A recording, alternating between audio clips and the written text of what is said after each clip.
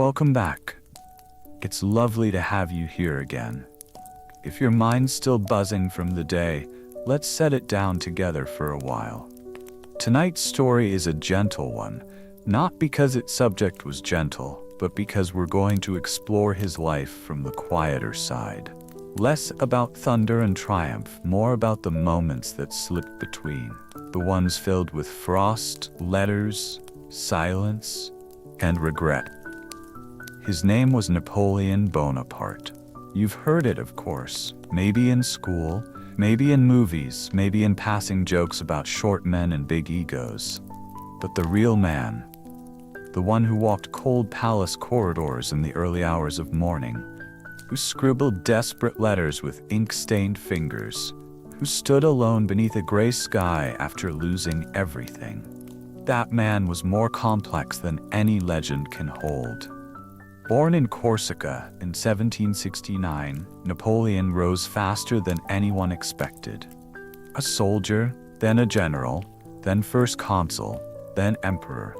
He crowned himself, literally, and carved a vast empire across Europe through cunning, charisma, and tireless ambition. But tonight's story isn't about those parades or victories. It's about what came after, about what power feels like when it fades. You see, empires don't just fall with a bang. They unravel slowly through stubborn choices, brutal winters, and quiet betrayals. Napoleon's greatest enemy wasn't always another general. Sometimes it was distance, cold, silence, the people he trusted, even himself. We'll begin not with a charge into battle, but with snow crunching underfoot in Russia, where pride collided with frost. And from there, we'll drift gently toward Elba, and then to St. Helena, where time moved slowly and memories weighed heavier than crowns. So take a breath. The war drums are far away now. The candles are lit. You're safe? Let's trace the soft, unraveling footsteps of one of history's most powerful men, until they disappear into silence. Chapter 1. The snow begins to fall, before the sky begins to pale, before the fires outside crackle to life or the faint light of dawn brushes the snow-covered plain. Napoleon is already awake. Inside the canvas walls of his tent, the world is silent, except for the quiet rustle of papers and the slow creak of the folding chair beneath him. The air is sharp and dry, so cold it bites the lungs, even beneath thick layers of fur-lined wool. His breath clouds faintly in the lantern light, then vanishes as quickly as it forms. He sits with his elbows resting lightly on a narrow wooden desk, surrounded by maps that curl at the edges and bear the smudged fingerprints of too many anxious nights. The Emperor of the French has slept poorly for weeks, perhaps longer. Not because of noise. There is no noise in this place. But because his thoughts, once so disciplined and precise, now circle endlessly around questions he cannot afford to answer aloud. He does not pace. He does not fidget. He simply stares at the ink-streaked lines of Russia, lines that promised movement, conquest, return, but which now seem to vanish under drifts of snow. Outside, the wind sighs against the side of the tent, a soft, rhythmic sound that mimics the exhale of something enormous and unseen. It carries with it the hush of falling snow, the scrape of sleigh runners, the hollow sound of boots pressed into frost. The Grande Armée is beginning to stir, not with the energy of mourning, but with the reluctant motions of survival. Once the largest fighting force Europe had ever seen, Napoleon's army now limps across a frozen landscape that offers no shelter, no food, no warmth. Only miles of white and the slow toll of attrition. Horses collapse mid-step, their flanks ribbed and heaving, their mouths crusted with frost. Men wrap their feet in rags and curtain scraps, their coats stitched together with wire and prayer. Frostbite blooms black across fingertips. Muskets are carried more like walking sticks than weapons. And still they move. Not because they believe victory lies ahead, but because there is no life behind. Napoleon stands and draws his coat around him more tightly. His aides await just beyond the tent flap, watching with practiced stillness, their expressions unreadable. They do not speak unless spoken to. Some of them, young men once thrilled to ride beside him, now carry a different silence in their eyes, a waiting silence. He steps into the snow. It is not a storm, not yet. The flakes fall slowly, gently, without wind, as if they do not wish to disturb him. The morning is pale and cold, the sky bleached and low. Napoleon walks toward the path where his soldiers pass in single file, silent, hunched, eyes down. They do not cheer or salute. They barely glance up. A few try to straighten their backs as he approaches, but most simply keep walking. Their faith in him has not disappeared. It has only grown quiet, like everything else. The snow clings to his greatcoat. He does not brush it off. His hat, the familiar bicorn, casts a shadow over his face. But the lines of exhaustion are still visible, deepened by cold and time and the slow erosion of command. He watches one soldier falter. The man stumbles, then sinks slowly to his knees. There is no outcry, no rush to assist. No one can spare the strength. The man's hands brace the ground for a moment, and then he simply rests there, as if the earth has claimed him. Napoleon says nothing. He turns away. His boots press firm, neat prints into the powdery snow. Behind him, the column continues its ghostly march. The fires in the distance are small and scattered, flickering like the last breaths of something immense. Back inside the tent, the cold seems worse than before, despite the shelter.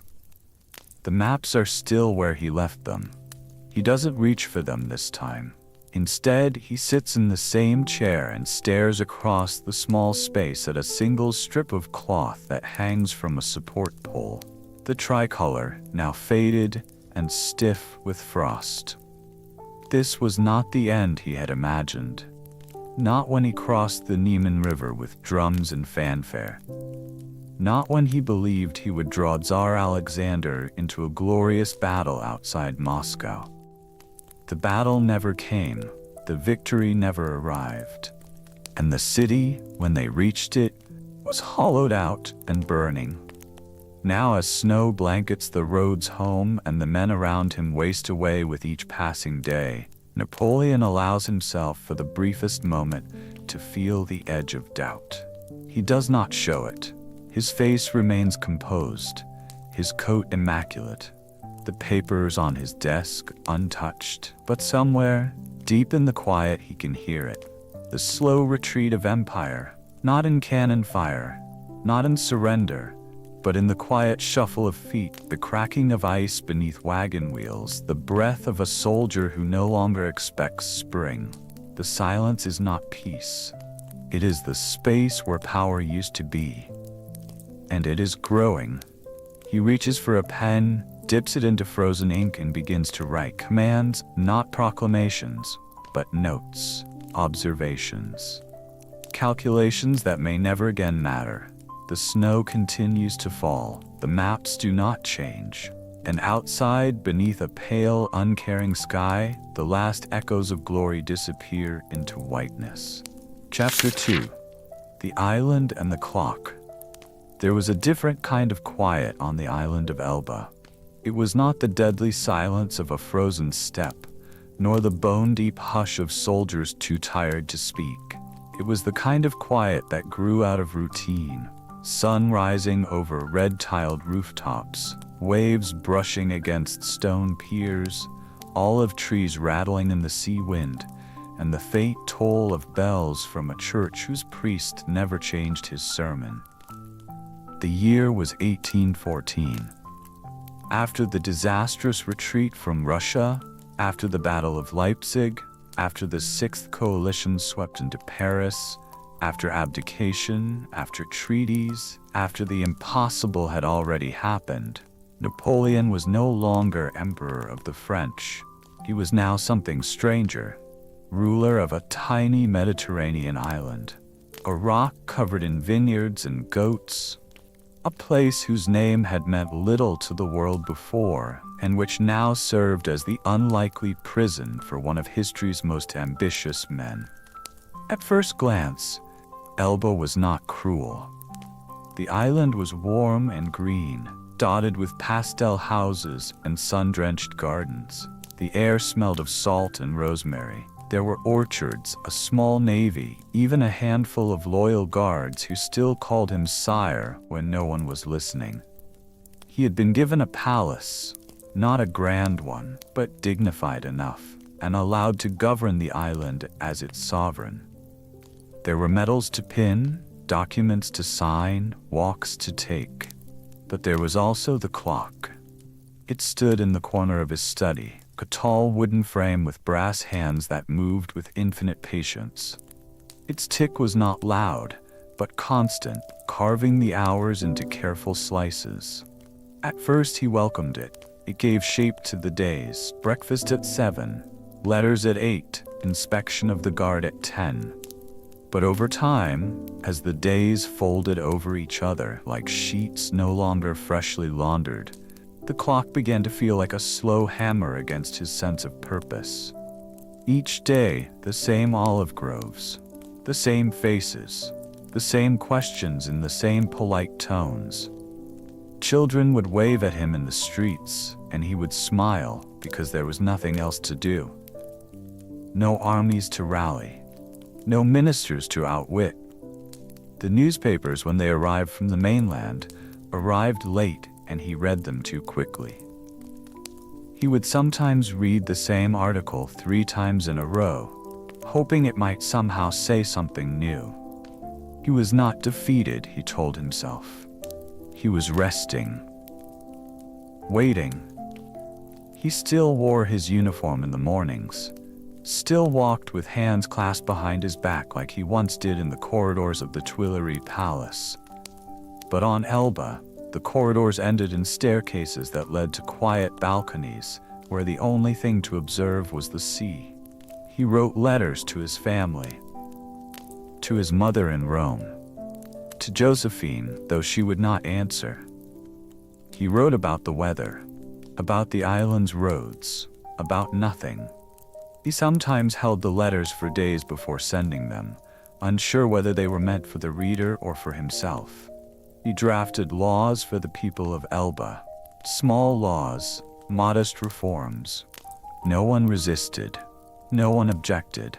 He gave commands that were always obeyed, not because he was feared, but because it was simpler that way.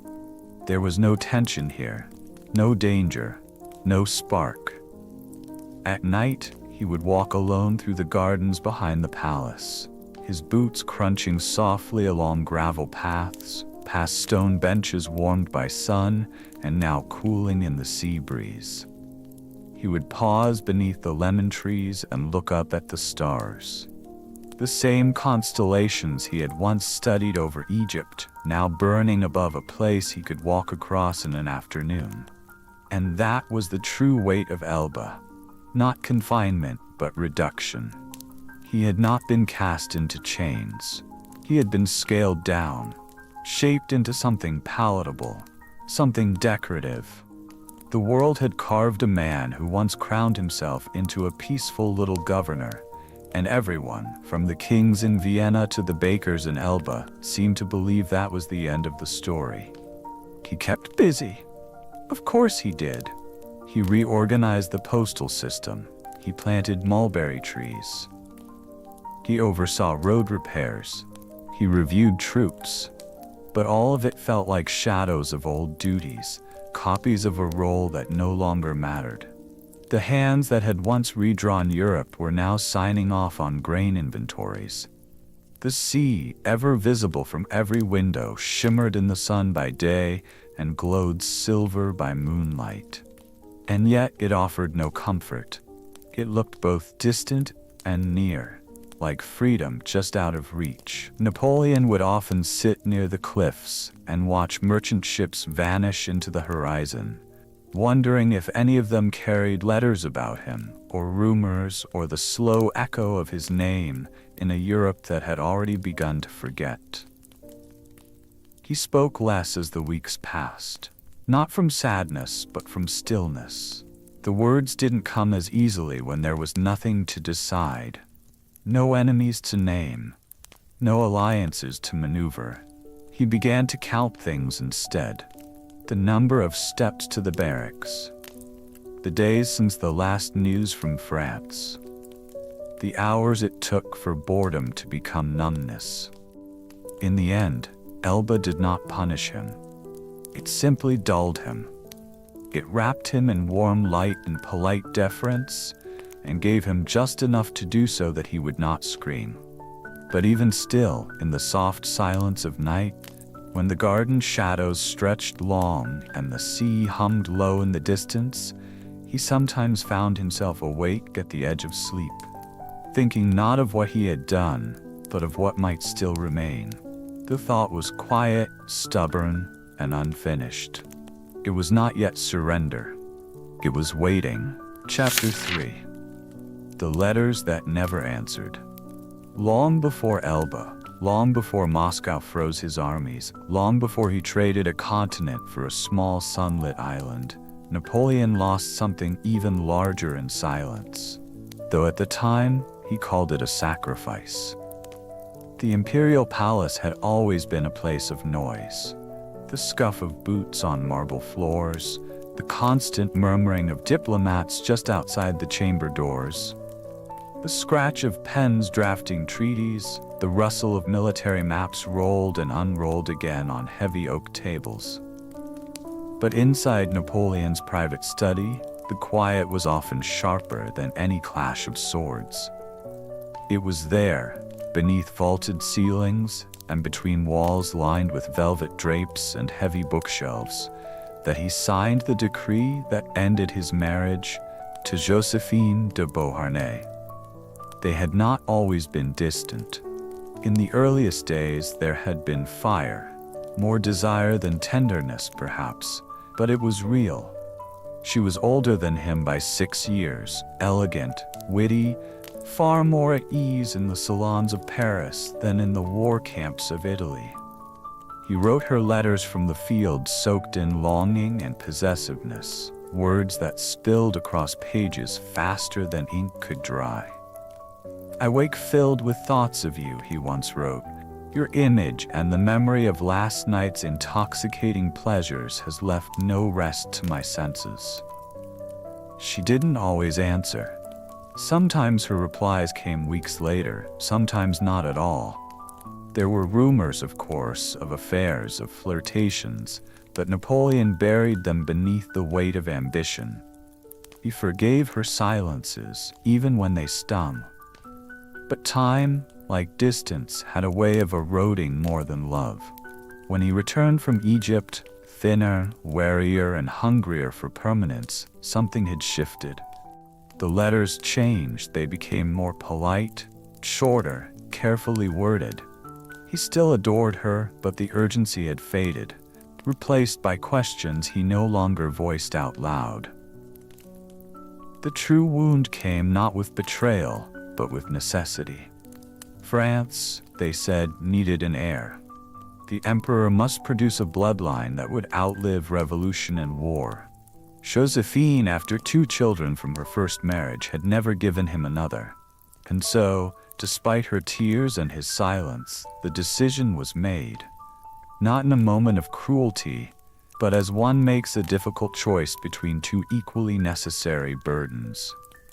The official divorce ceremony in 1810 was stiff, ceremonial, and thick with unspoken sorrow. Both Napoleon and Josephine signed the declaration in public, standing side by side, faces composed, voices steady. They declared their respect for each other, their enduring affection, their mutual understanding. And yet, beneath all of that practiced dignity, something immense was being quietly buried. He married Marie-Louise of Austria not long after. A political union carefully arranged. She was 18, he was 40. She bore him a son within a year. The child was hailed as the King of Rome, a symbol of dynastic triumph. Napoleon called him L'Aiglon, the eaglet. But the birth did not fill the absence Josephine had left behind. She moved to the Château de Malmaison, a quiet estate west of Paris. There, surrounded by roses, exotic birds, and art she had collected during her years as empress, she aged with a kind of graceful melancholy. Napoleon sent letters occasionally, gifts always. Even after their separation, he still thought of her when walking through gardens or selecting perfumes. She had a softness that lingered.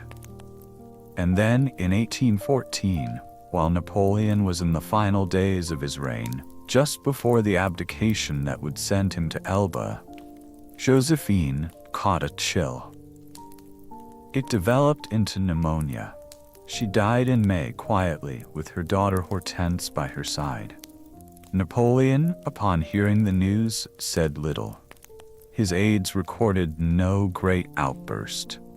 But later that night, he stood at the edge of a map of France and stared at it for nearly an hour, unmoving. No one interrupted him. He did not need to say it. In the years that followed, especially during his exile, he returned often to their memories, not in fiery grief, but in quiet recollection. He would murmur her name under his breath when walking the palace gardens. He would mention her in letters as if she were still reading them. On Elba, he once asked that roses be planted outside his study window, and when questioned why, he said only that someone he had loved believed the world was more bearable when seen through petals. There were victories he did not mourn. There were soldiers he never named again.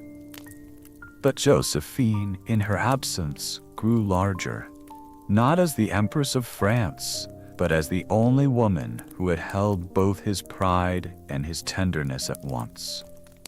In the final years, when his world had narrowed and his name no longer echoed through the streets of Paris, but only through memory, her name remained untouched by history's judgment. She had not betrayed him, nor had she stayed. She had simply remained, always a little out of reach, like the soft perfume left behind after a dress is taken from the room. And though he would write many things in exile, dictations, arguments, political treatises, there were nights when the ink sat untouched, and the only thing he could bring himself to write was her name.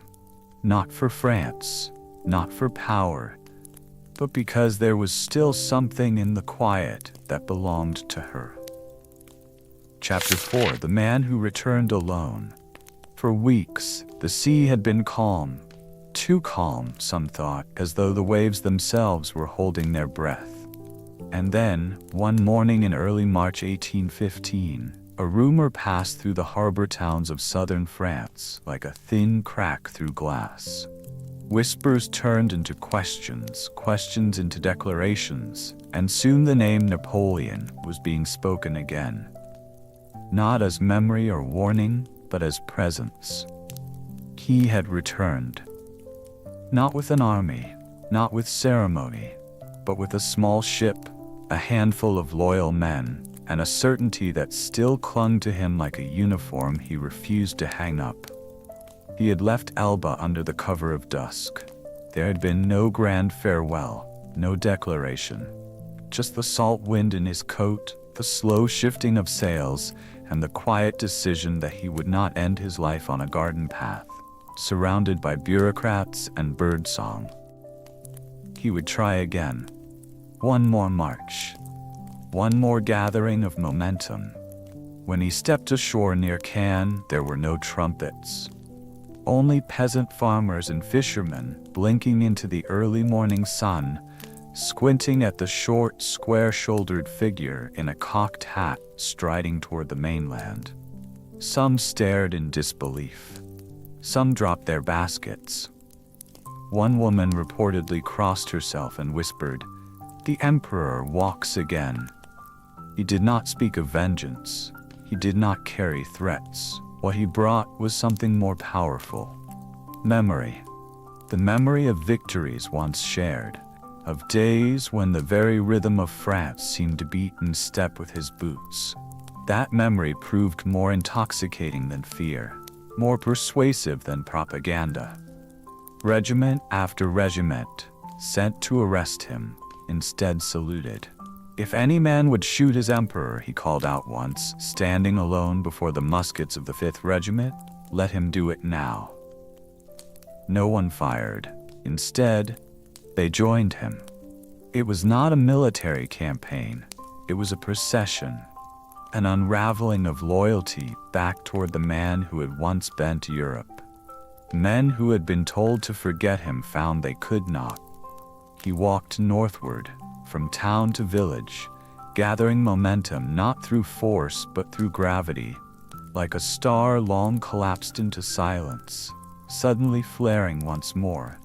And yet, beneath the applause and the cries of "Vive l'Empereur," something quieter was forming. This return, what history would call the 100 Days, was not born of strength. It was born of refusal. Refusal to vanish. Refusal to fade as a footnote. Refusal to leave the story unfinished. Napoleon's return was not the charge of a conqueror. It was the slow, deliberate motion of a man who could not bear to live out his life in smallness.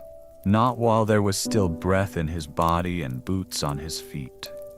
Paris greeted him with thunder. The Bourbon king fled without resistance. The tricolor flew once more over the Tuileries palace. In that moment, it seemed as though history had reversed itself, as though the maps redrawn in Vienna might be torn again, as though the emperor had not been reduced to a governor, but had merely paused, waited, and resumed. He set to work immediately. Proclamations were written. Alliances, impossible to forge, were at least imagined. The imperial court stirred back to life. Ministers were summoned. Uniforms were stitched anew. The machinery of empire, though rusted, still remembered how to turn. But something was different. He walked slower. He listened longer. His shoulders, once drawn high with the posture of command, slouched slightly when no one was watching. There were nights when he would sit in a darkened hallway of the palace, staring at the floor tiles as though waiting for a sound that would not come. Some of his oldest aides noticed the change, but said nothing. He spoke less of glory now, and more of consequence. Europe, meanwhile, had not paused. The monarchs who had exiled him did not marvel at his return. They prepared for war. And this time they would not underestimate him. Britain, Prussia, Austria, and Russia all moved with unified intent. It would not be a slow, polite confrontation. It would be swift, final. Napoleon, who once danced between coalitions like a master musician adjusting notes, now found the orchestra unwilling to follow. He could still summon tactics, still inspire soldiers, but time, so long his ally, was now his shadow. Still, the preparations continued. Cannons were hauled into place, troops were drilled, speeches were given, though quieter than before. The spark had not vanished, but it flickered now, edged with awareness.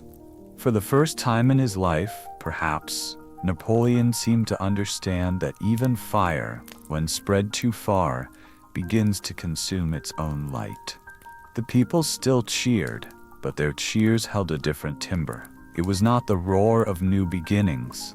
It was the echo of remembered strength, pulled forward into the present, like a song played one final time before the record wears through.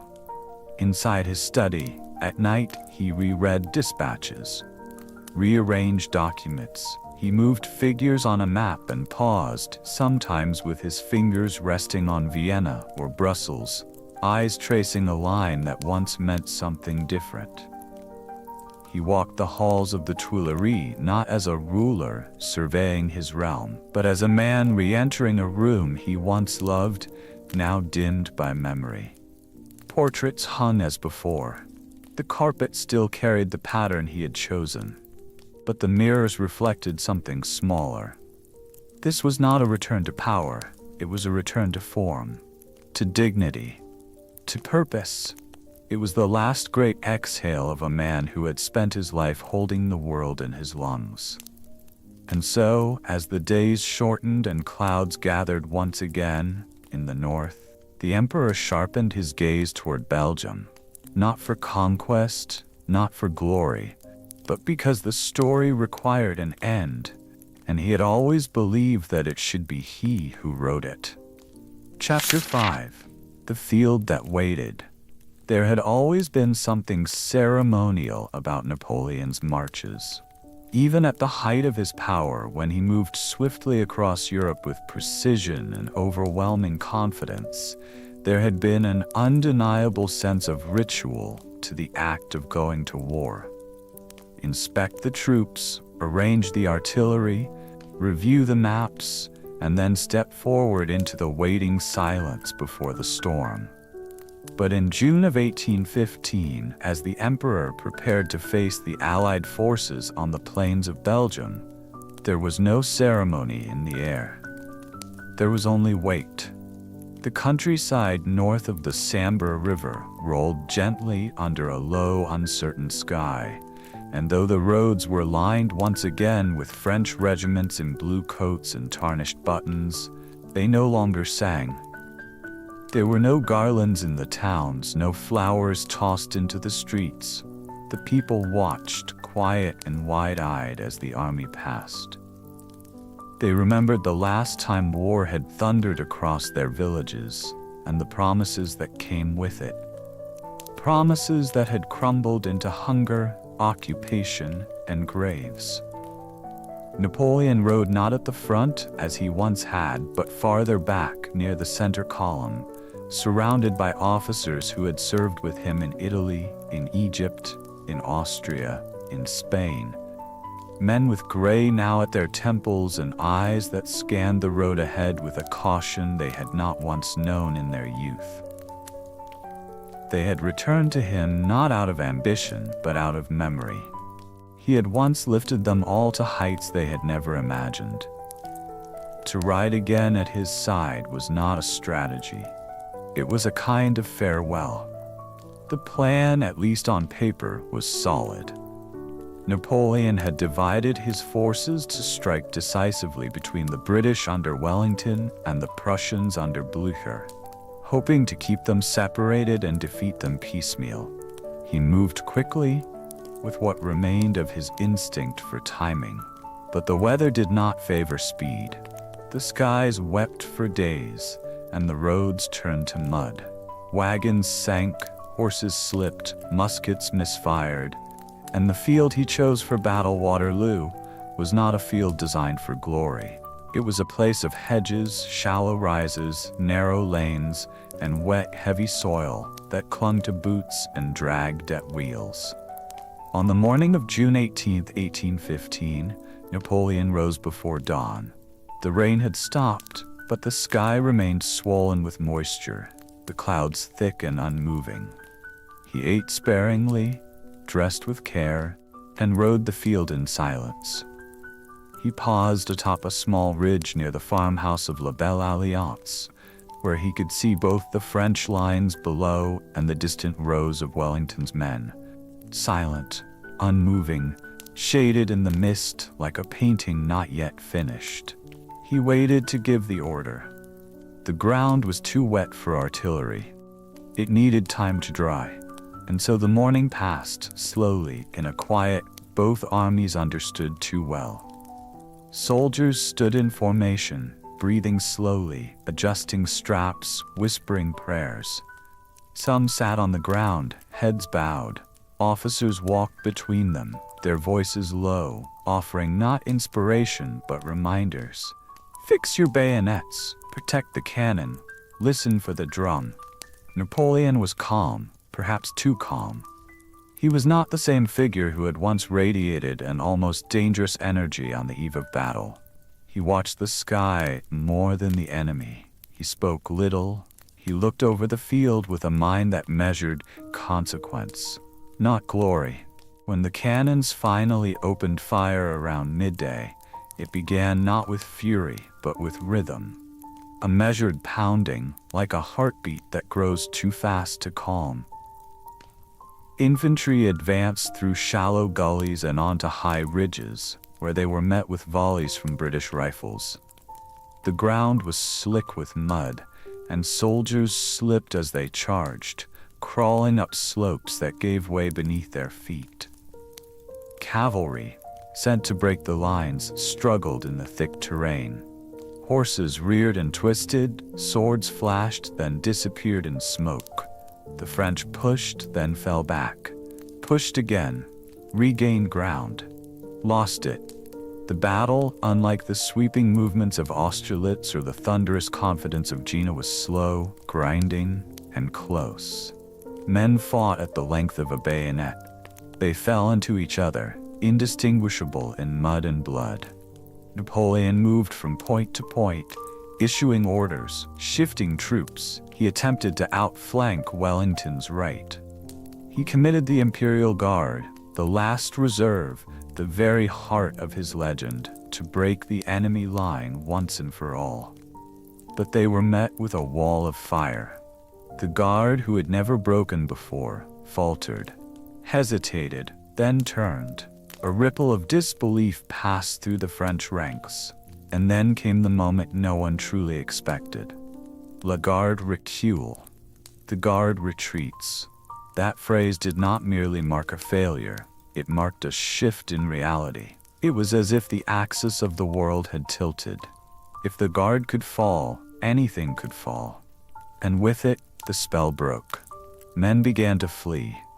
Commanders shouted into the wind. Flags fell. Horses galloped riderless into the dusk. And Napoleon stood watching the smoke thicken and the shapes blur until what had been an army became a memory again. He did not weep. He did not scream. He simply watched. Evening came slowly, thick with the scent of gunpowder and churned earth. The cries of the wounded merged with the soft moan of wind in the grass. No trumpets sounded. No horns called for retreat. The battle did not end with a bang. It ended with a breath. Long, slow, and final. He rode away that night under a sky that showed no stars. The world had changed again. Not with ceremony, but with the weightless shifting of what would never return. Waterloo was not just a defeat. It was a door that closed with no hand to hold it open. It was the end of a sound, the last echo of a name once spoken with awe, not buried, not erased, but silenced. Chapter 6. The longest distance from power. The sea had always carried echoes for Napoleon. It was there at the edge of his childhood in Corsica, where waves lapped against jagged cliffs while he gazed toward the horizon and imagined a world waiting to be conquered. It was there again in Egypt, when the Mediterranean shimmered like a mirror beneath the desert sun, and his ships faded into blue distance, leaving him stranded with ambition and silence. And now, in 1815, the sea returned once more, but not as an invitation, nor a promise. This time, it was a boundary, a final one. After the defeat at Waterloo, after the frantic return to Paris, after the second abdication, less bitter than the first but quieter as though rehearsed, there were no marches left, no alliances, no truce to negotiate. His name, once shouted by thousands, now moved only through the air like smoke that could no longer find flame. He surrendered not on a battlefield, but aboard a British warship, HMS Bellerophon, anchored off the coast of Rochefort. There had been talk of escape to America, talk of disguises, fast ships, forged identities, but such efforts were always half-hearted. as though he knew, even then, that history would not permit him to slip away unseen. The man who had crowned himself Emperor of the French would not vanish into a quiet farm in the New World. He would be watched. He would be placed.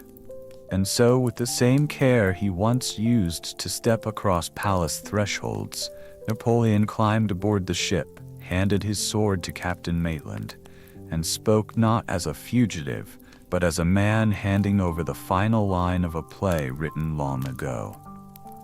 "I come," he said, like Themistocles, "to throw myself upon the hospitality of the British people." The British, as ever, were pragmatic. They did not house him in London, nor in any corner of their empire where his name might still stir hope or rebellion. They chose St. Helena, a rock in the middle of the South Atlantic. Isolated, wind-beaten, inhospitable, a place known not for politics or beauty, but for its distance. No ports of passage, no route of trade. Just a small, volcanic island ringed with cliffs, washed endlessly by waves, and perched like a forgotten punctuation mark between continents. It was, in its own quiet way, the perfect prison. The voyage from England to St. Helena took over 2 months. The ship creaked and groaned through long days of calm and longer nights of salt-choked winds. Napoleon walked the deck each morning, hands clasped behind his back, eyes scanning the horizon not for land, but for thought. He wore his uniform still, not for others, but for himself, as though the fabric could hold him together where titles no longer could. He spent his afternoons beneath canvas awnings, dictating memories to his companions. Generals Bertrand, Gourgaud, Montholon, and a small cluster of loyal aides had chosen to follow him into exile, not for riches but for proximity to a man whose gravity still lingered.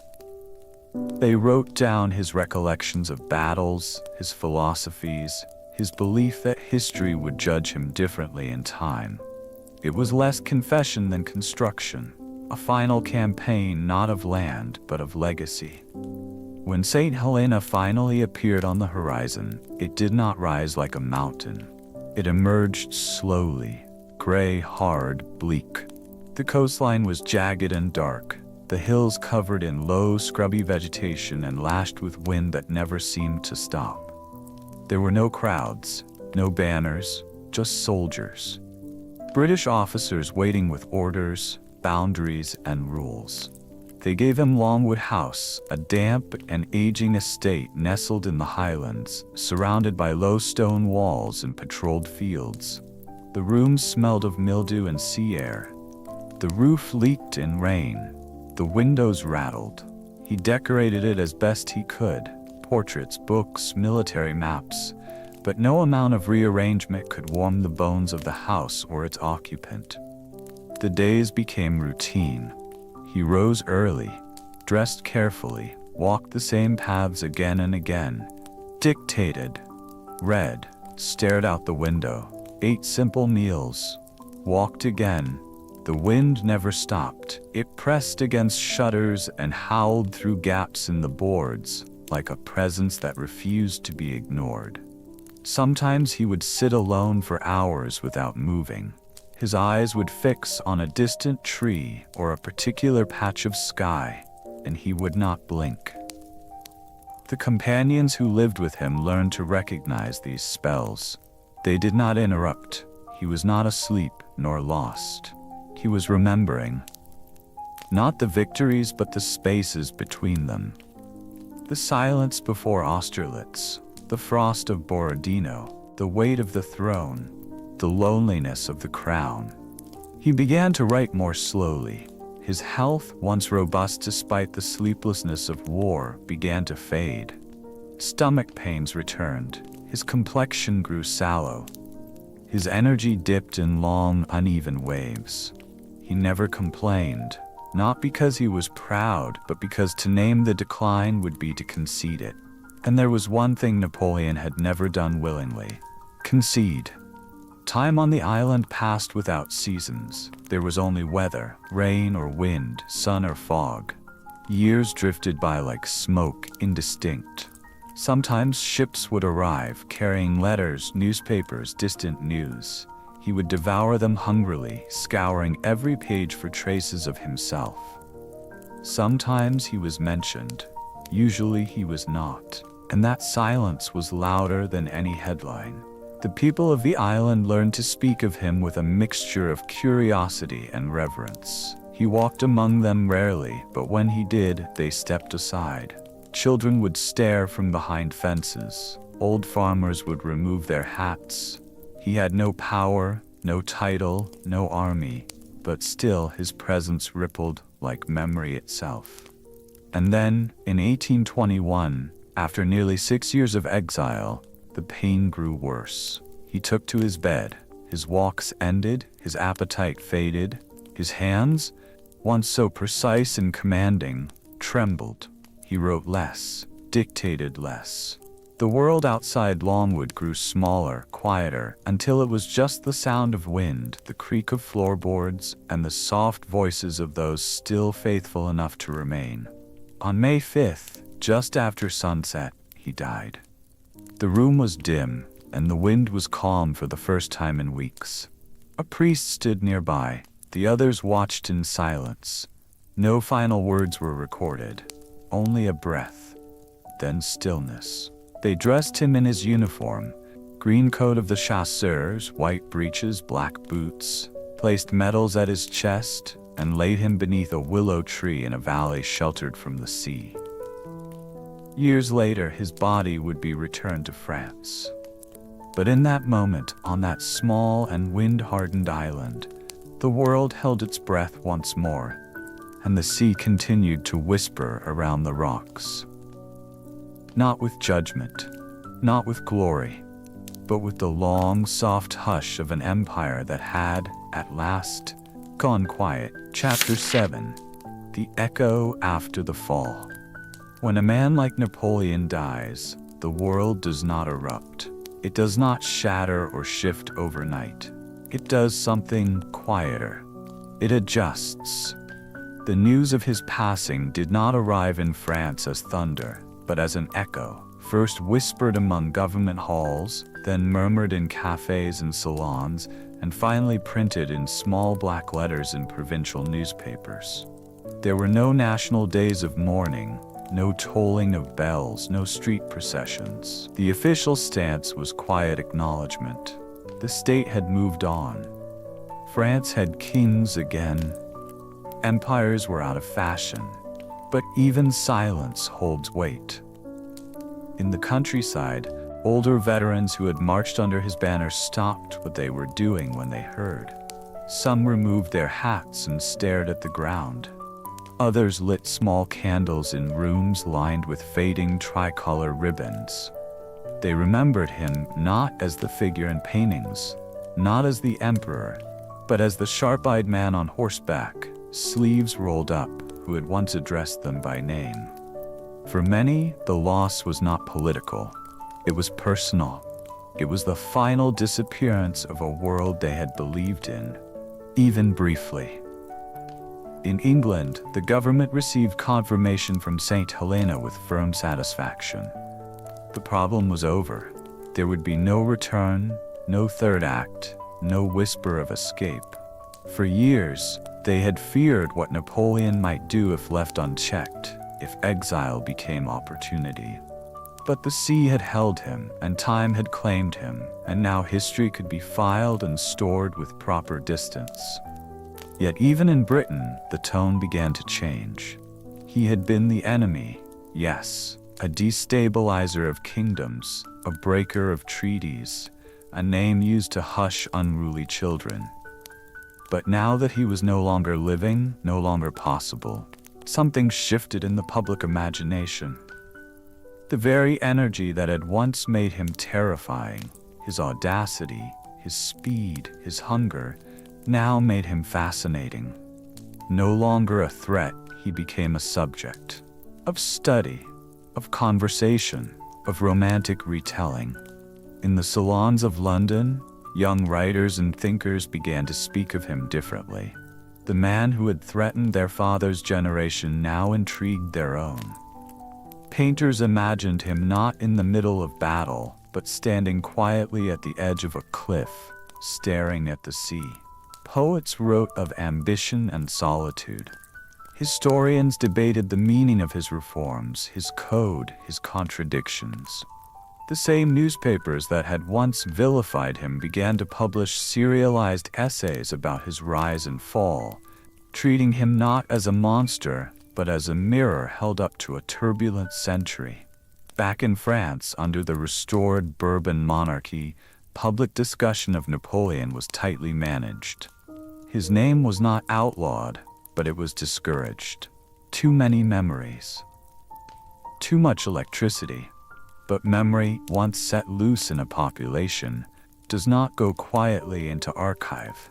It lives in household objects, in letters tucked into drawers, in scars that ache when the wind changes. It lingers in the way a former soldier greets his friend, in the way a child is told of bravery, in the way a generation carries itself as it ages. His former generals scattered.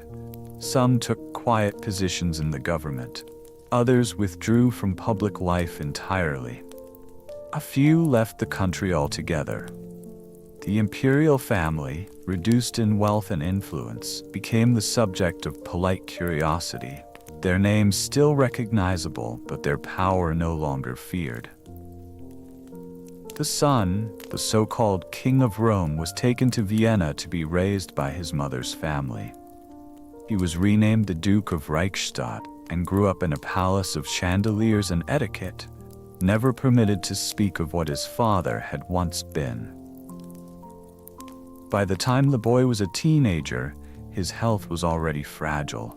He had his father's eyes, people said, but not his constitution.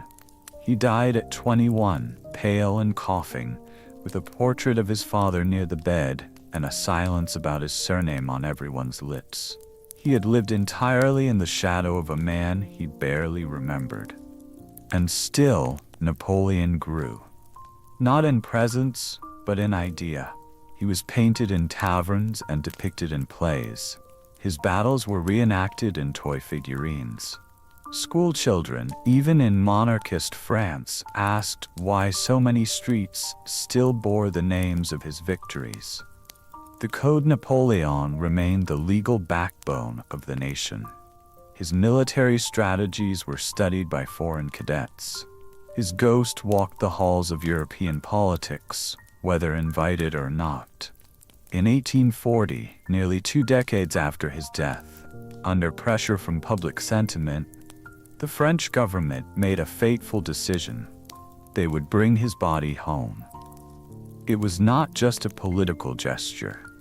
It was an attempt to reclaim the man, to pull his memory from exile and restore it to the soil that had shaped him.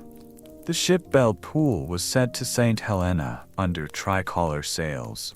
A ceremony was held in the Valley of the Willows.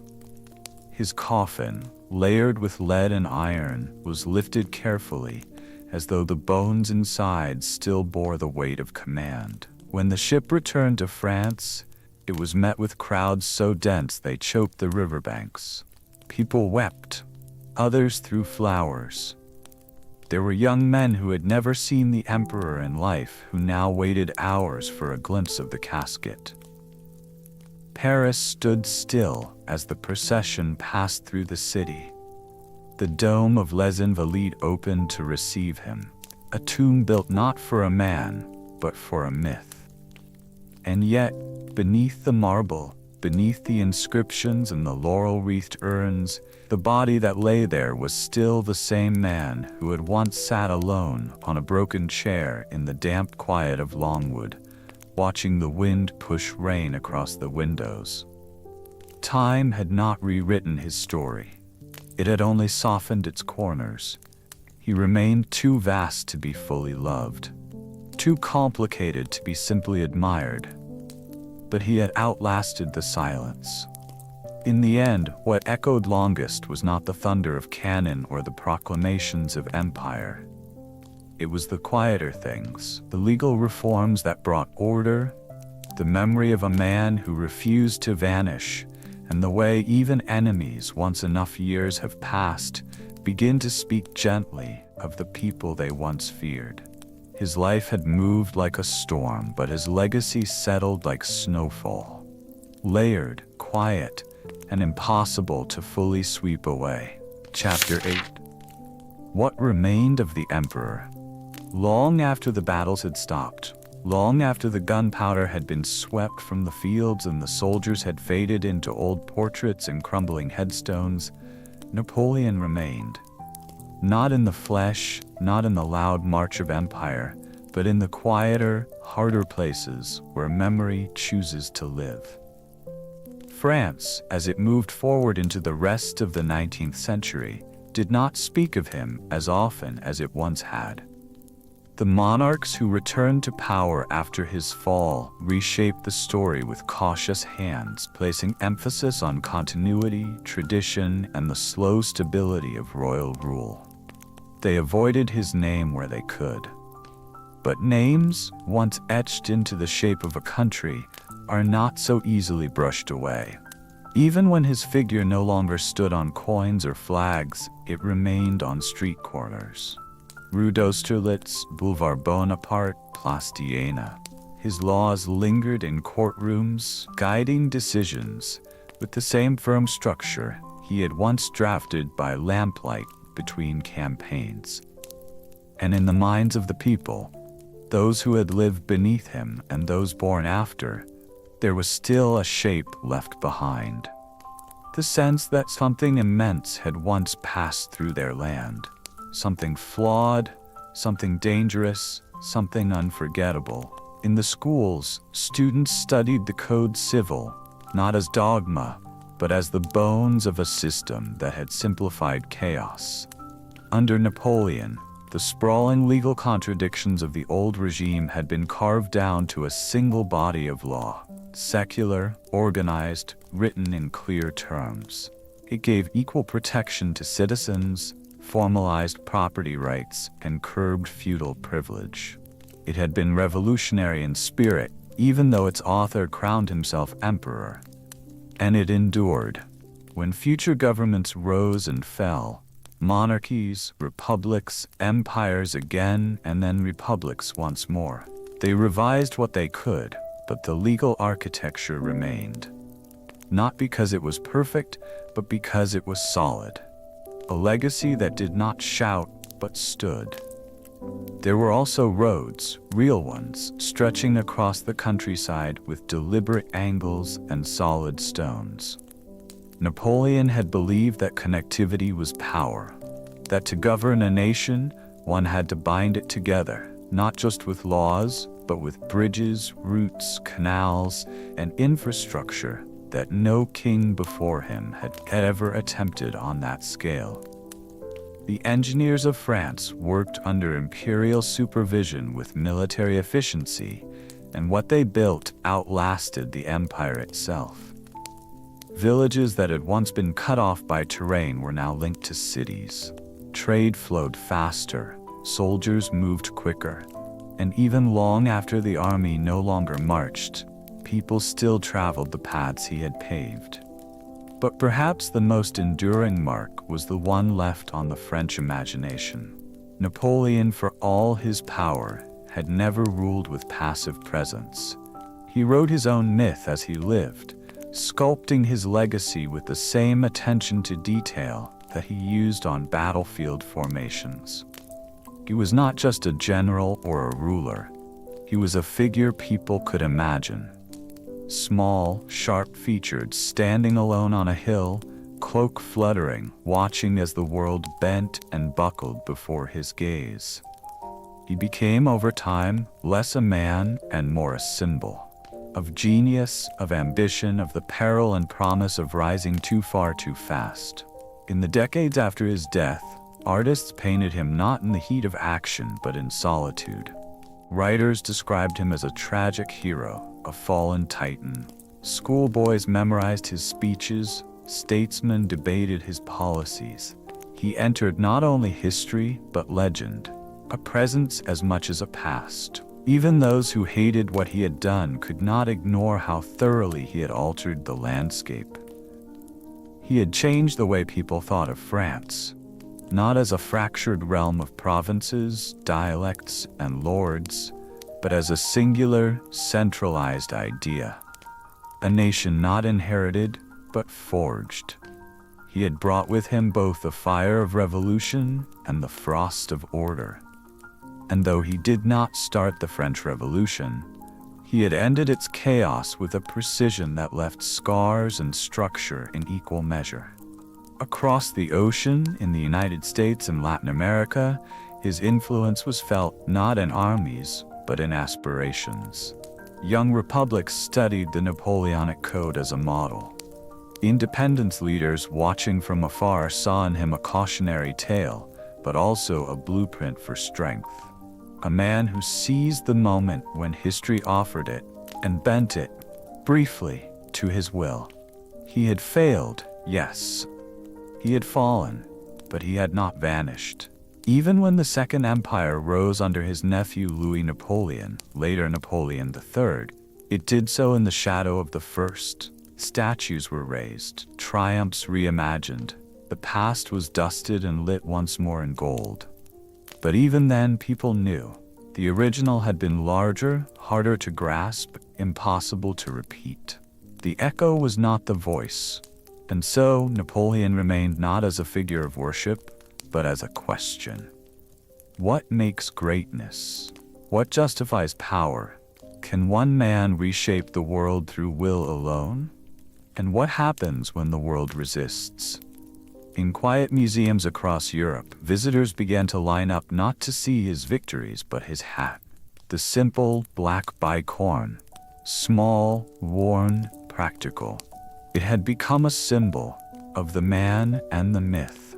People stared at it through glass as if it might still contain answers, but all it held was weight. A crown can be dismissed, a title can be stripped, but an idea, especially one born of contradiction, vision, and scale, is far more difficult to bury.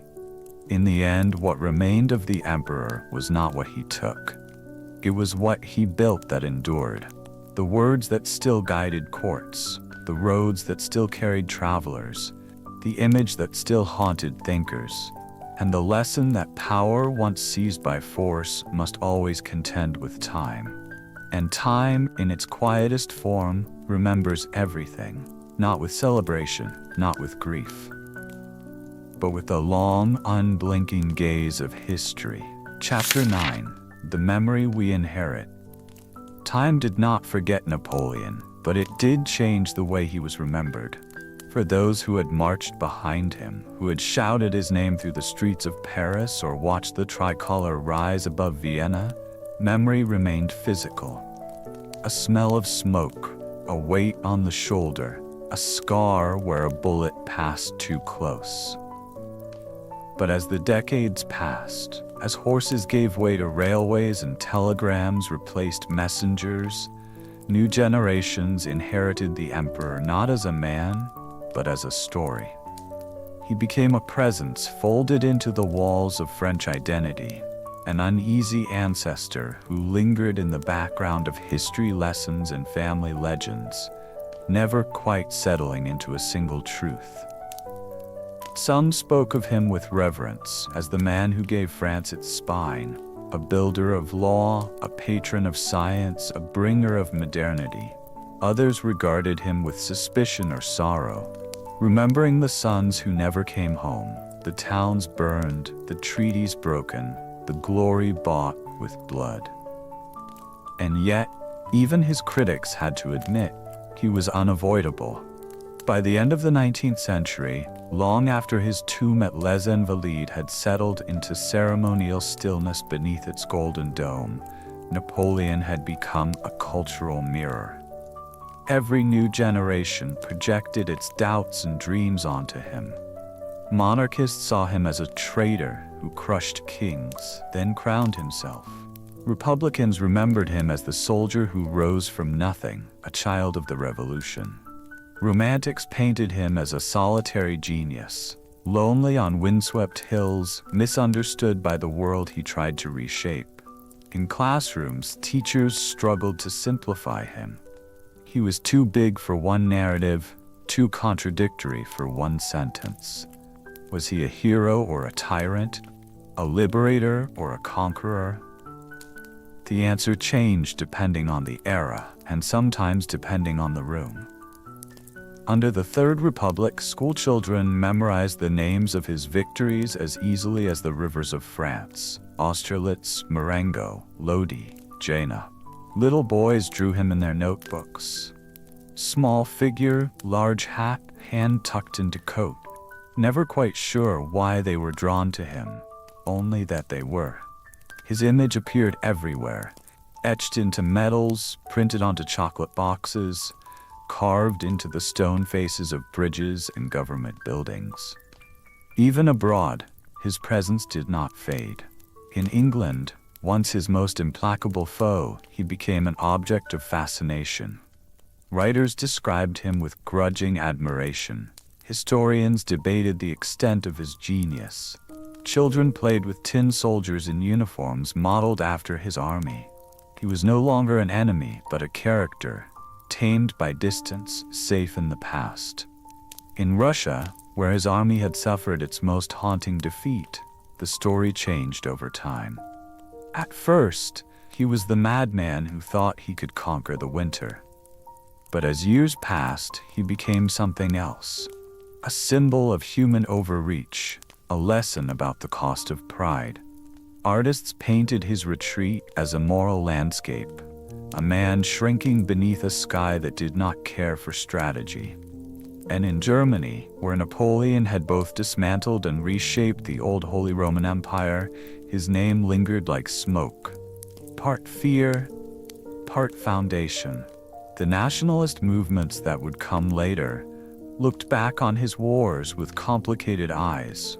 They hated the invasion, but could not deny the spark it left, the idea that old borders could be redrawn, that identity could be chosen, not inherited. Napoleon had intended to build an empire, but what he left was more abstract and more enduring. A new vocabulary for power, modernity, ambition, and consequence. His life offered both inspiration and warning. And for the people who came after, that paradox was irresistible. In literature, he appeared as both villain and martyr. In music, his name danced through operas and marches. In painting, he was placed on rearing horses, on windswept cliffs, in candlelit rooms with haunted eyes.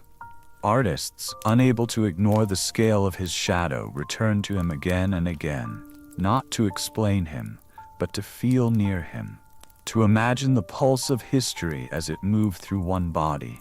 He was not simply remembered, he was reinterpreted. Each time the world changed, it looked back at him differently. During moments of peace, he was the destroyer. During moments of chaos, he was the man who could bring order. In revolutions, he was the child of rebellion. In conservatism, he was the man who betrayed it. Even into the 20th century, when tanks rolled across Europe and wars took on new and more terrible forms, people still asked, what would Napoleon have done? He remained relevant, not because his answers were perfect, but because he had been bold enough to ask the questions out loud. What is justice without power? Can law exist without control? Can ambition serve a people or only itself? These were not questions confined to his time. They were questions that echoed. And so, long after his bones were sealed beneath marble and bronze, Napoleon Bonaparte lived on, not in the precise sense of biography, but in the cultural bloodstream. In debates, in films, in satire and scholarship. In the curious way people lowered their voices when discussing him, even centuries later, as though speaking of something too large to fit in the present. He had not been a good man, nor had he been a wholly terrible one. He had been human in ways history rarely preserves. Petty, brilliant, cold, affectionate, ruthless, loyal, and full of contradictions that refuse to collapse into simplicity. And perhaps that, in the end, is why he endured. Because he was not a symbol wrapped in clarity, but a reminder of what ambition looks like when it is given shape and then left to unravel. A man who built, who broke, who tried, and who could not stop. And while his empire fell, his questions remained. Quiet now, softened by years, but still echoing beneath the surface of every conversation about leadership, courage, responsibility, and the price of reaching too far. He had marched across Europe. And when the marching stopped, when the drums fell silent and the flags faded in color, the footprints remained. Not just in soil, but in thought, in language, in law, in legend, in us. Chapter 10, Where Empires Sleep. By the time the 20th century had turned its second page, there were no living men left who had heard Napoleon speak. The last drummer boy of the Grande Armée had passed into obscurity. The final field marshal had long since turned to marble in city squares or been buried under plaques engraved in crumbling Latin.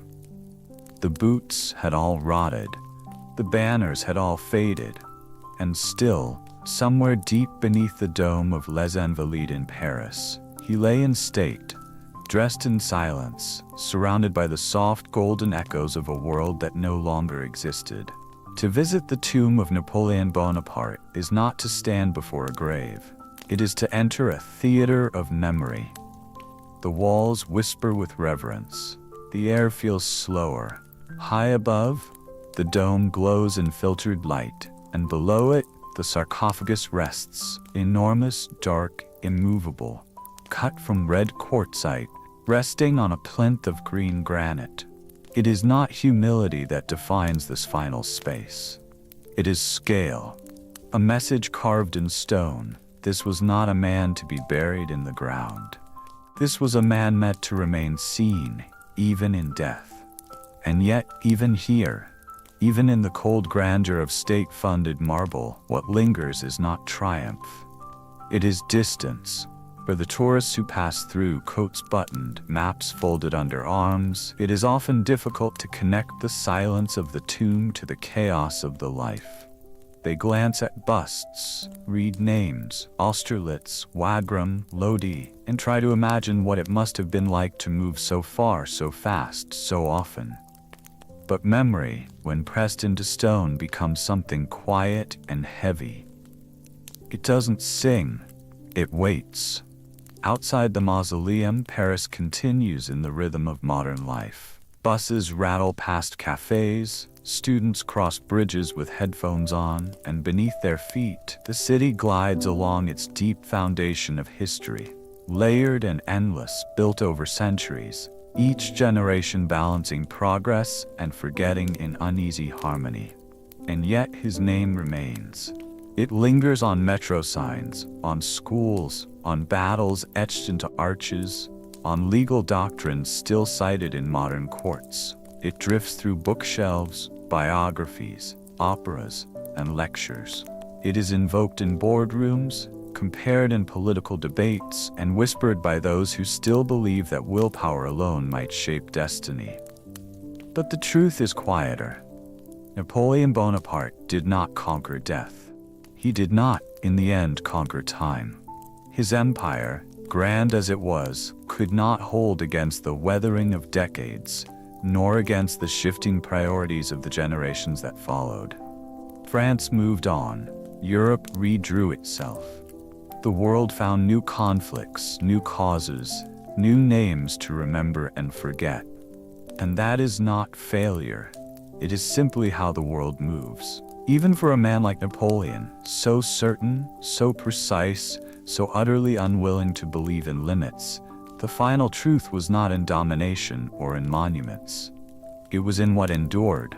Not the crown, not the sword, but the shape of questions he left behind.